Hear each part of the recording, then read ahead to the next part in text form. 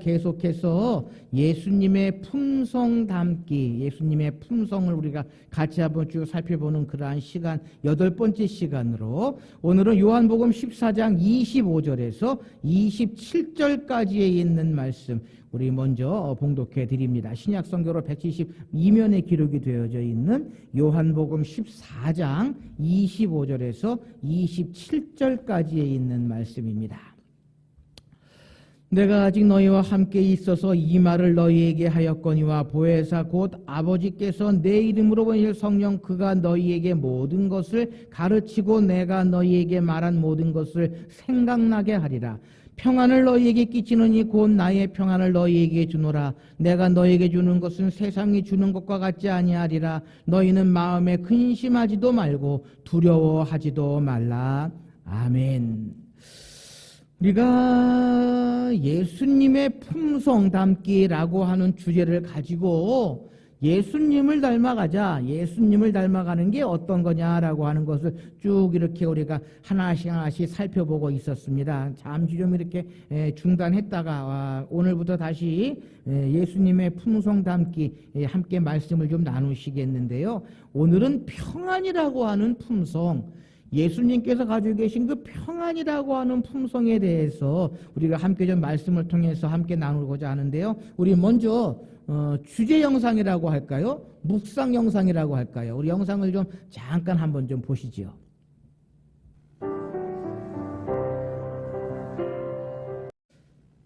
여러분은 우리가 살고 있는 이 세상 가운데에 가장 필요한 것이 뭐라고 생각하십니까? 가정과 교회와 이 나라, 이 온 세상 가운데에 가장 필요한 것이 무엇이다라고 생각하십니까? 많은 것이 있겠지만요. 많은 것이 있겠지만 가장 필요한 것은 평안이 아닌가라고 하는 생각을 해보게 됩니다. 평안하면 모든 것이 다 순리대로 이치대로 이루어져 나갈 수 있지 않는가라고 하는 생각을 해보게 됩니다. 특별히 이 시대의 교회를 보면서요. 교회 안에 평안이 있으면, 교회가 평안하면 세상 사람들의 손가락질을 당하지도 아니하고요. 세상 사람들에게부터 신뢰를 잃어버리지도 않을 것이다 라고 하는 생각을 해보게 됩니다. 그러기에 가장 중요한 것은 평안이다라고 하는 생각을 하게 됩니다. 자, 그렇다면 여러분, 예수님 시대에는 과연 평안했겠습니까? 예수님께서 이 세상에 계시던 당시의 이야기가 마태, 마가, 누가, 요한복음에 기록이 되어져 있습니다. 그런데 예수님이 살아계시던 그 당시에 이 평안이 있었느냐라고 하는 것입니다. 좀 역설적인 이야기이지만요. 오늘 보면 요한복음 14장 27절 말씀에 보면 평안을 너희에게 끼치노니 곧 나의 평안을 너희에게 주노라라고 예수님 친히 말씀하십니다. 역설적으로 생각하면 평안이 없었기에 예수님께서 이러한 말씀을 하셨다라는 것입니다. 그것도 그의 사랑하는 제자들에게 예수님께서 이러한 말씀을 하셨는데요. 무슨 이야기입니까? 예수님의 시대에도 평안은 없었다라는 것입니다. 이유가 어디에 있습니까? 원인이 어디에 있습니까? 잘못된 예수 그리스도를 쫓아다녔기 때문이다라는 것입니다. 주님께서 옆에 계셨는데 주님과 3년 동안 먹고 자고 함께 다니고 그의 가르침도 받았는데 평안이 없었기에 예수님께서는 그의 사랑하는 제자들에게 너희에게 평안을 끼치는 나의 평안을 너희에게 준다. 분명 예수님께서는 평안을 가지고 계셨는데 그 주님의 평안을 그의 가장 가까운 제자들이 누리지 못하고 알지 못하고 경험하지 못했다라는 것입니다. 사랑하는 성도 여러분, 오늘의 교회도 똑같습니다. 교회 안에 예수 그리스도가 계시고요. 예수 그리스도를 믿는다고 하며 예수님과 동행한다고 하는 사람들이 가득한 교회인데 교회 안에 평안이 있습니까? 교회 안에 화평이 있습니까? 그런 교회들 얼마 없습니다. 왜 그렇습니까? 그 이유가 어디 있습니까? 예수님을 닮은 사람들이 적기 때문입니다. 예수님의 품성을 닮은 사람들이 적기 때문이다라고 하는 것입니다.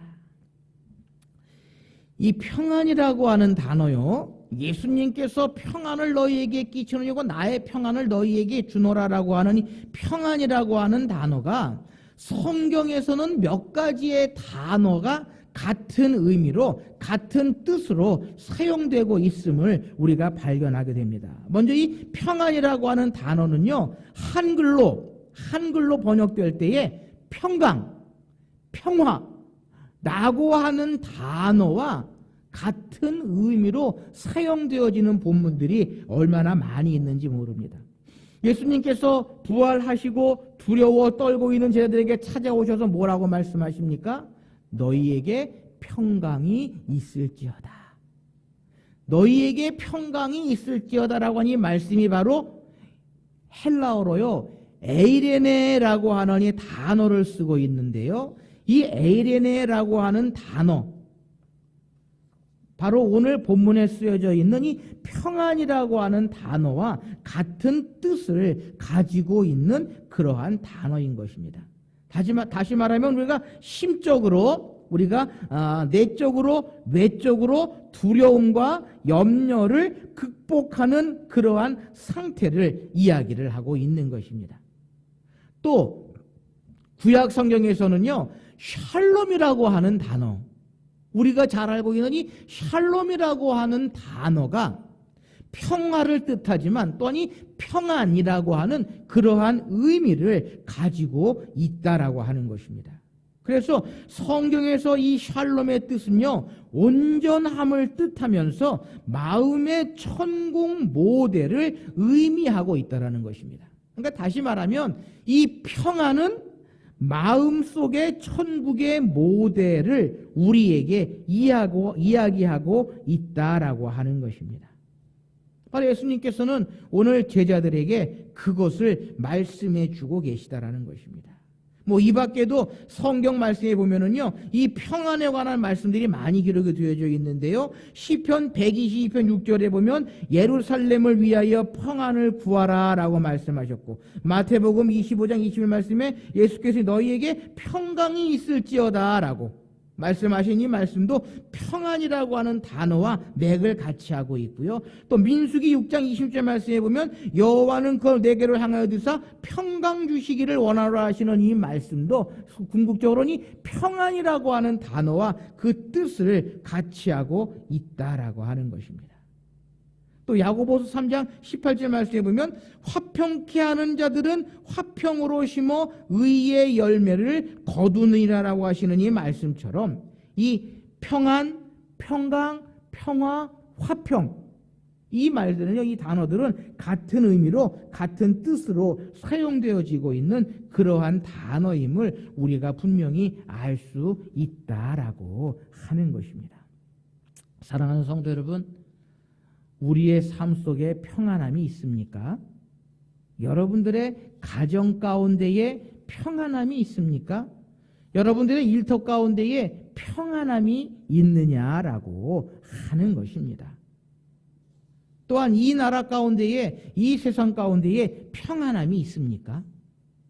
우리에게 들려지는 뉴스, 우리에게 들려지는 그 소식들, 아마 평안을 찾아보기가 점점 힘들어지는 그러한 모습, 그러한 삶이 되어가고 있다는 것입니다. 자, 그렇다면 우리에게 평안이 없는 이유는 무엇이냐라는 것입니다. 오늘 본문 말씀이 요한복음 14장의 말씀은요, 예수님께서 십자가의 죽음을 앞두시고 마지막으로 기도하시고 난 후에 제자들에게, 그의 사랑하는 제자들에게 보혜사 성령을 주시겠다, 보내주시겠다라고 하시는 그 약속의 말씀이 기록이 되어져 있는 것이 오늘 본문인 요한복음 14장의 말씀이 가지고 있는 그러한 뜻이다라고 하는 것입니다.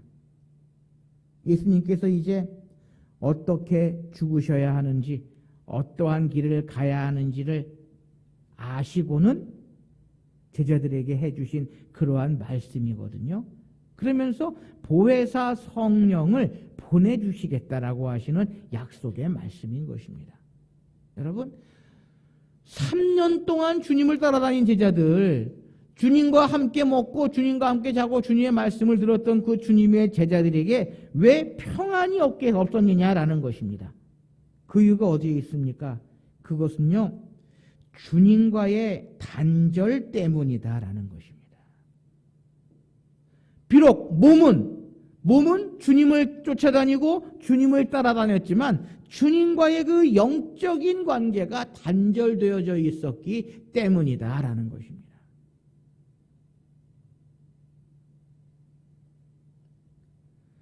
하루는 예수님의 제자의 어머니가요, 주님께 와서 이렇게 요청합니다.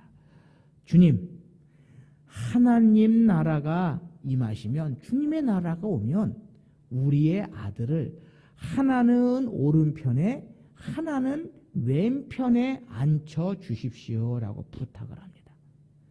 그 말은 다시 말하면 주님의 나라가 임할 때에 우리 큰아들은 영의정에, 우리 작은아들은 좌의정에 앉혀 주십시오라고 하는 그 이야기거든요.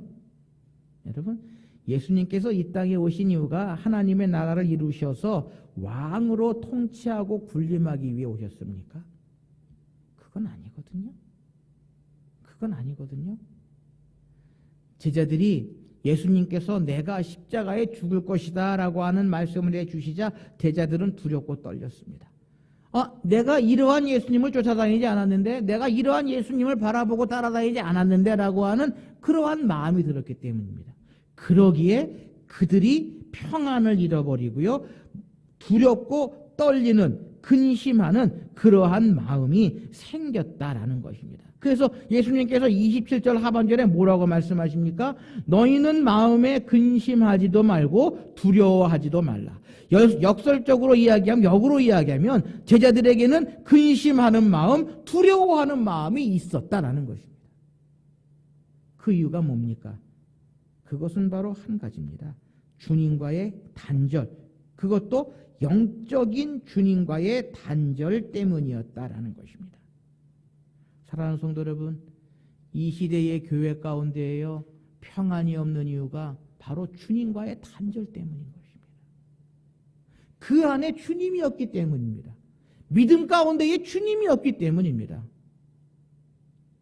주님께서 일하시고 주님께서 계획하시고 하나님께서 모든 것들을 다스리고 섭리하시는데, 그러한 주님과의 단절, 하나님과의 단절, 그리고 누가 들어갑니까? 내 생각, 내 경험, 내 것이 들어가 있기 때문에, 주님과의 단절 때문에 교회가 평안하지 못합니다. 내 생각대로 내 뜻대로 되지 않으면 정죄해버리고요, 내쳐버리고 비판하고 비난해버립니다. 그래서 편가르기가 생기고요, 네 편 내 편 나눠지게 되고요, 그러기에 교회 안에서는 평안이 사라지게 된다는 것입니다. 평안이 없는 이유는요, 주님과의 단절이다라는 것입니다. 여러분, 그리스도인들이, 성도들이요, 주님과의 단절이 끊어져 버리면 더 이상 성도가 아닙니다. 더 이상 교인이 아닙니다. 더 이상 재직이 아닙니다. 더 이상 장로가 아니고요, 권사가 아니고 집사가 아닙니다.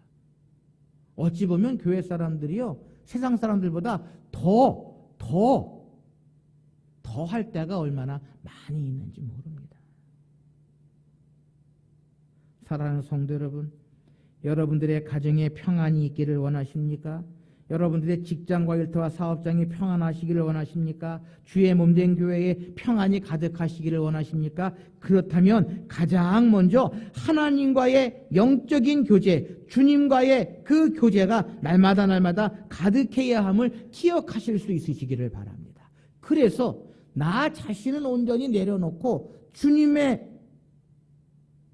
뜻만이, 주님의 모습만이, 주님을 닮아가는 그러한 일들만이 가득할 때 우리는 평안할 수 있다라고 하는 것입니다. 그래서 어느 개척교회 하시는 목사님 그러더라고요. 가지 많은 나무에 바람 잘 날 없는데 적은 교회를 하니까 평안한 일이 더 많이 있습니다 라고 이야기를 하시더라고요. 왜요? 그 이유가 어디 있습니까? 서로가 서로를 위해 영적으로 교제해 주고요. 서로가 서로를 돌아보아 주고 서로가 서로를 믿고 의지하고 따라가는 그러한 모습들 속에서 주님과의 영적인 교제가 살아나기 때문입니다. 평안함 속에 더욱더 날마다 든든히 설 수 있기 때문에 목사님 그런 말씀을 하시더라고요. 여러분, 우리 주님께서요, 십자가를 앞에 두시고 십자가의 죽음을 앞에 두시고 그 마음이 평안하셨겠습니까? 뭐 우리 이 집사님 계시지만 커다란 수술하셨지만 커다란 수술을 앞두고 진단받고 그 마음속에요 평안하기는 힘듭니다. 그런데 우리 주님 평안하셨습니다. 십자가의 죽음을 앞두시고 고난을 앞두시고 제자들에게 평안을 너희에게 끼치느냐고 나의 평안을 너희에게 주는, 주님께서 평안하셨기에 제자들에게 그 얘기를 하실 수 있다라는 것이거든요. 주님의 평안이 어디서 나왔겠습니까? 주님께서 왜 이런 말 하실 수 있겠습니까? 그건 오직 한 가지입니다. 무엇 때문에? 하나님과의 영적인 교제가 있었기 때문에. 하나님께 모든 것을 맡기고 하나님의 뜻이라면 하나밖에 없는 목숨까지도 드릴 수 있는 하나님과의 영적인 교제가 있었기 때문에 우리 주님께서 평안을 너희에게 끼치노니 나의 평안을 너희에게 주노라 라고 하시는 말씀을 하실 수 있었다라는 것입니다. 사랑하는 성도 여러분, 세상과 가정과 일터와 교회에서요 주님과의 영적인 교제, 하나님과의 영적인 교제를 날마다 이루어 나가시기를 소원합니다. 그럴 때 우리는 평안할 수 있습니다. 하나님께 모든 것을 맡기십시오. 그리고 나에게 주어진 상황, 나에게 주어진 여건 속에서 최선을 다하여 믿음으로 신앙으로 말씀에 의지하여 모든 것을 이루어 나아갈 때에 우리는 평안할 수 있다라고 하는 것입니다. 우리가 참 평안을 얻을 수 있는 비결은 어디에 있습니까? 바로 주님과의 영적인 교제뿐만이 아니라요, 성령의 은혜를 받아야 한다라는 것입니다. 은혜 받으면 모든 것을 영적인 눈으로 바라볼 수 있고요, 모든 것을 기쁨으로 감사함으로 여길 수 있다라고 하는 것입니다. 여러분, 은혜는 바깥에서 들어옵니까? 내 안에서 나타납니까? 그렇습니다. 은혜는요, 바깥에서 들어오는 것이 아니라 내 마음속에 어떠한 생각을 가지고 있고 어떠한 마음을 가지고 있고 어떠한 믿음을 가지고 있고 어떠한 신앙을 가지고 있느냐에 달려 있다라는 것입니다.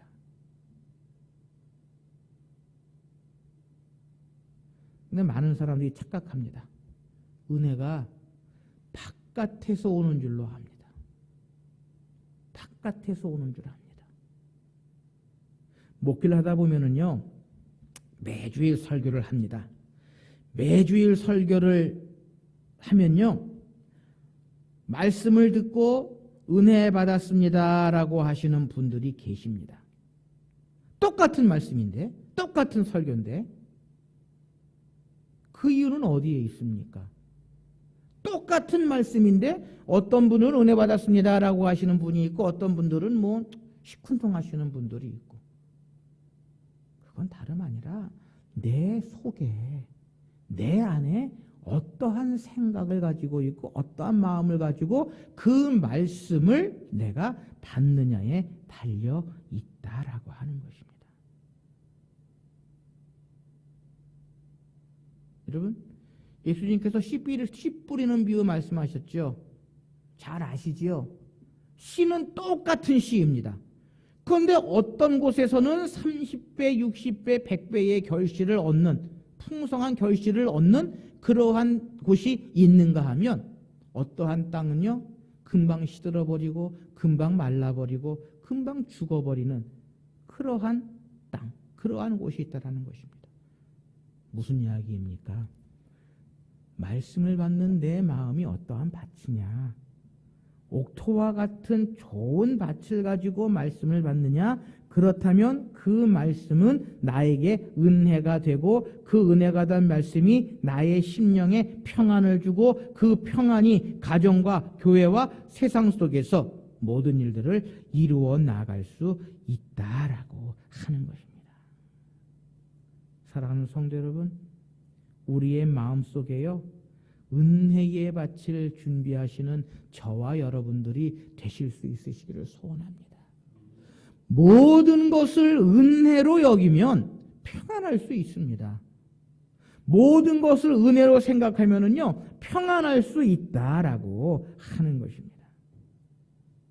바라기는 이 한 주간의 삶 속에 성령의 은혜가 여러분들의 마음속에 가득히 임재하셔서 어떠한 일을 만나든지 무슨 일을 당하든지 그것이 힘든 일이든 어려운 일이든 모든 것을 은혜로 여기시고 평안을 누리시는 저와 여러분들이 되실 수 있으시기를 소원합니다. 나의 힘으로는 평안할 수 없습니다.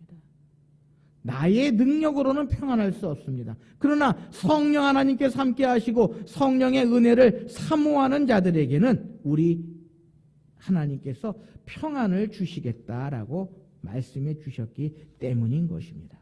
바로 오늘 본문 말씀, 이 요한복음 14장 25절에서 31절까지에 있는 말씀, 두렵고 근심하고 걱정과 근심이 가득한 주님의 제자들에게 예수님께서 보혜사 성령을 허락해 주시겠다라고 하시는 약속의 말씀인 것입니다. 그래서 우리가 읽지는 않았지만 31절 말씀에 보면 이러한 말씀이 있습니다. 오직 내가 아버지를 사랑하는 것과 아버지께서 명하신 대로 행하신 것을 세상이 알게 하려 함이로다. 일어나라 여기를 떠나자 말씀하십니다. 보혜사 성령님께서 함께 하심으로 말미암아 모든 것을 알게 하시고 모든 것을 깨닫게 하시고 그로 말미암아 하나님의 뜻을 이루어 나가는 평안함을 누리게 하시겠다라고 하시는 하나님의 약속의 말씀인 것입니다. 사랑하는 성도 여러분, 늘 은혜 가운데 거하시는 여러분들이 되시기를 바랍니다. 그래서 우리 교회 이름이요, 은혜교회입니다. 예수님을 닮은 은혜로운 교회입니다. 교회 안에 은혜가 있어야 합니다. 그 은혜는 어디서 나오느냐? 성령 하나님께서 함께 하시고요, 평안함을 향해 나아가는 자들에게 하나님께서 은혜로 함께해 주신다라고 우리에게 분명히 약속해 주셨기 때문이다라고 하는 것입니다. 여러분, 인생은 짧습니다. 따라서 짧은 인생을 살면서요, 평안의 축복을 받고 살아가시기를 소망합니다. 이것은 우리 그리스도인들뿐만이 아니라 세상의 모든 사람들이 가지고 있는 소망입니다. 어떻게 하면 일생을 살아갈 때에 평탄한 길, 평안한 길로 나아갈 수 있느냐라고 하는 것, 이 세상의 모든 사람들의 동일한 바람입니다. 그것은 우리 그리스도인들도 똑같습니다. 우리 그리스도인들도 평안한 삶을 살아가야 합니다. 믿지 않는 사람들이 볼 때에 그리스도인들의 삶은 평화로운 삶이다. 라고 하는 이야기를 들을 수 있어야 합니다. 믿지 않는 사람들에게요, 교회는 평안하다, 교회가 평안하다라고 하는 그러한 소리를, 그러한 이야기를 들어야 합니다. 우리 인생길 어느 곳에서나 어떠한 상황에서나 어떠한 일을 만날 때라도 어떠한 일을 할 때라도 평안한 마음을 가지며 살아가는 것은 하나님의 축복이다라는 것입니다. 그러기에요, 교회는 무엇보다도 평안해야 합니다.